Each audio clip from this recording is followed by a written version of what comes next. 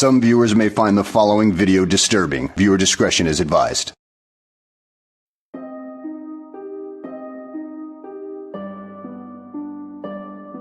Donald and Douglas are a pair of Caledonian goods engines that work on the Scottish region of British Railways. They are kept busy and work hard together, often double-heading trains.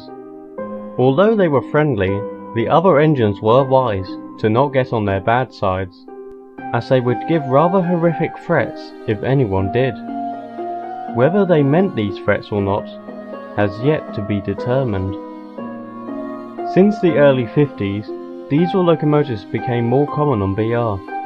At first, no one thought much of it.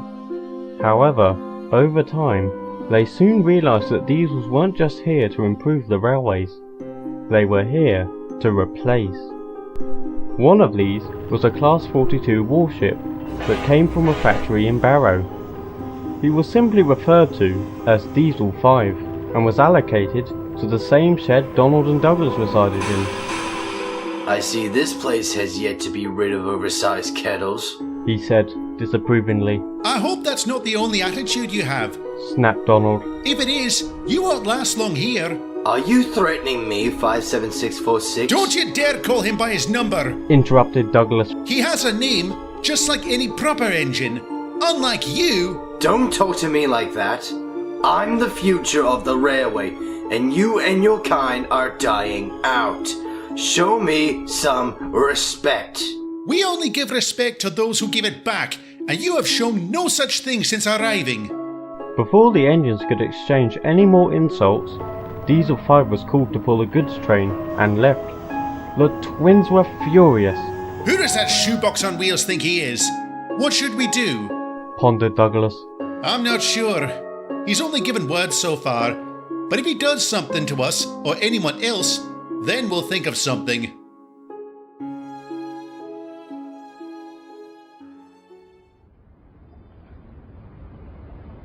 A day went by, and there had been no more confrontations between Diesel 5 and the twins.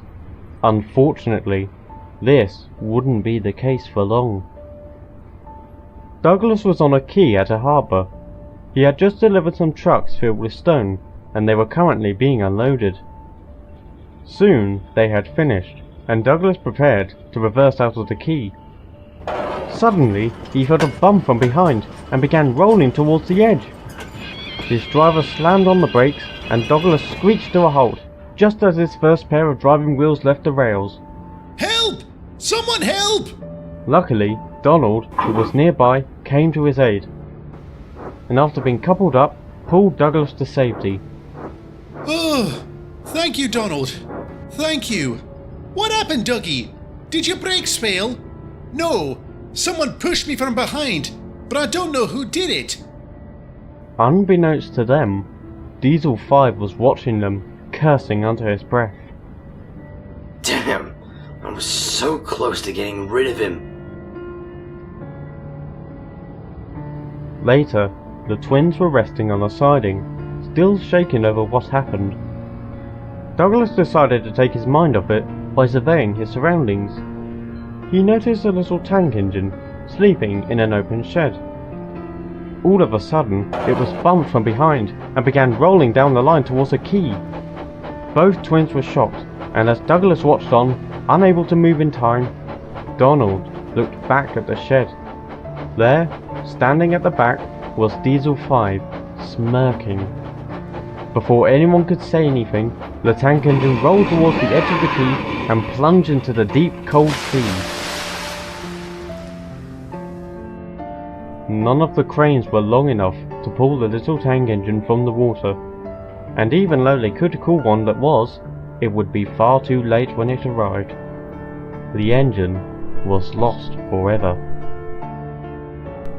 Donald and Douglas didn't know what to think. On one half, they were sad for the loss of that engine, but on the other hand, they were enraged. So you saw Diesel 5 behind the shed? Douglas asked. Aye, we both heard a bump when that engine began moving.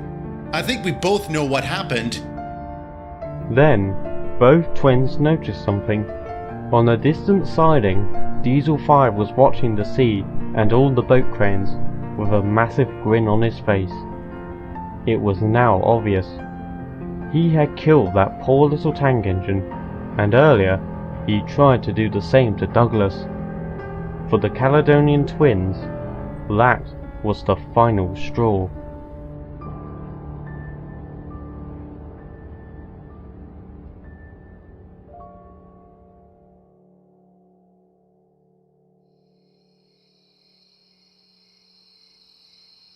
That evening, Diesel 5 was in a goods yard preparing to leave. He had just delivered a train there and was currently filling up on fuel. When he finished, his driver entered the cab and they were on their way. Neither of them noticed a certain pair of engines on a siding, watching them. "It's a shame you weren't able to get rid of that tender engine," Diesel 5's driver said. Indeed. I'm sure I'll have another chance. He was interrupted by a spluttering sound from his engine, and before long he came to a complete stop. What happened? "I don't know," replied the driver. "You're not working anymore." The driver got out and inspected Diesel 5, but there was nothing wrong. "Well, we must have taken bad fuel. I'll have to run back and phone for help." The driver then proceeded to jog up the line back to the yard, where he would find the nearest signal box. Diesel 5 was all alone, but not for long. He began to hear the puffing of a steam engine from behind. I was hoping for a diesel to help me, but you're better than nothing. Ow! He cried as he was bumped from behind. Do you mind? Quiet, you! Came a stern voice. Oh, which one are you? 57646 or that other one? We're both here. Diesel 5 found this amusing. What? It takes two of you just to move one of me? Actually, we both wish to accomplish the same goal, replied Donald. What are you talking about? The twins didn't reply and began pushing. Wait, what about my driver? He hasn't come back yet. Again, the twins didn't respond. Are any of you going to answer me? Still no response. Eventually, they arrived at a set of points and stopped. Diesel 5 watched as one of the drivers jumped from the cab and switched them. Then, they moved onto an old, rusty line. Diesel 5 was going to ask where they were going, but since he didn't get an answer on the last few questions, he saw no point in it. Soon, they came to an old wooden bridge. Diesel 5 thought nothing of it at first, until he noticed something. There was a large gap between both ends of the bridge, meaning it had collapsed. Can you two stop? The bridge is out. The twins said nothing and kept moving. Diesel 5 was now desperate. Are you deaf? I said the bridge is out! Despite the Diesel's wailing, they moved closer to the edge. Then, as Diesel 5's first set of wheels left the rails, they came to a halt. Diesel 5 began to teeter. What? What are you doing? Tell me, Buzzbox, how does it feel teetering over the edge? Donald questioned. How does it feel knowing you could fall? What do you think it feels? It's bloody terrifying! Now pull me back! Now you know how I felt when you tried to push me off the quay. Not to mention that tank engine you sent flying into the bloody sea. Diesel 5's mouth dropped. How did you know? Did you think no one would notice the way you reacted to that engine's death? Donald answered. You might have hidden from the workers and manager, but you didn't hide from us. So we decided to make sure you can't harm anyone else. Of course, we had to get you to a standstill, added Douglas. So we contaminated the fuel in that goods yard with our water. Considering the length of the journey home, we knew you couldn't get back without taking some more. This was all planned? Please, I swear it was an accident. I never meant for that engine to fall in the ocean. I thought his brakes were... Don't give me that rubbish! Bellowed Douglas. As Donald said, we saw your reaction. That big grin on your face when the engine was announced dead? Your intentions were clear, and you achieved them. And you claim you're doing better? If I fall, the blood will be on your buffers. You're attempting murder! Murder! Then, Diesel 5 heard the cracking of wood beneath him. He soon realised that this bridge wasn't designed for engines his weight. Donald and Douglas wisely moved back onto land. Murder, you say? Well, how is it murder if the victim in question committed murder himself? Aye. You see, Diesel 5, this isn't murder. This is punishment!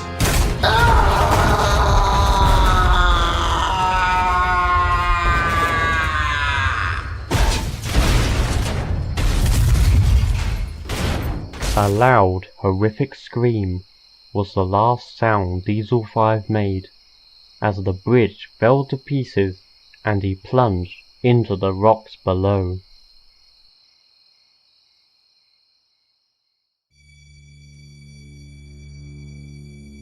No one ever did find out about the act Donald and Douglas committed on that night, but Diesel 5's absence didn't go unnoticed. His remains were eventually discovered by a breakdown gang, all of which were taken to crew for scrap.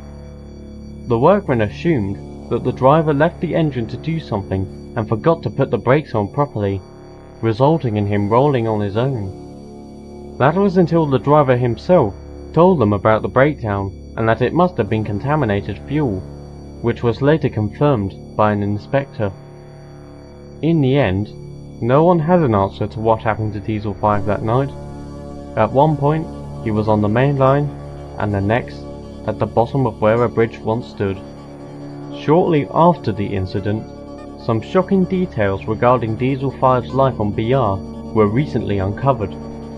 After hearing reports from eyewitnesses, Donald and Douglas discovered that that tank engine at the harbour was the 5th victim to Diesel 5. He was the cause of the deaths of 4 other steam engines, either by being pushed into the ocean or down large hills. It was also revealed that his driver had allowed him to commit these horrible deeds and was promptly arrested. After that, not much more was said on the matter. The death of Diesel 5 was still a mystery, but considering his crimes, no one thought much of it. As for Donald and Douglas, they admittedly had some guilt regarding their actions. On one buffer, it might have been wise if they brought Diesel 5 and his driver to the authorities and let them deal with it, but on the other buffer, he had taken the lives of 5 innocent engines, and it would have been 6 if Douglas wasn't saved by his twin. They eventually came to the same conclusion. No matter how it would have went, Diesel 5's fate was sealed.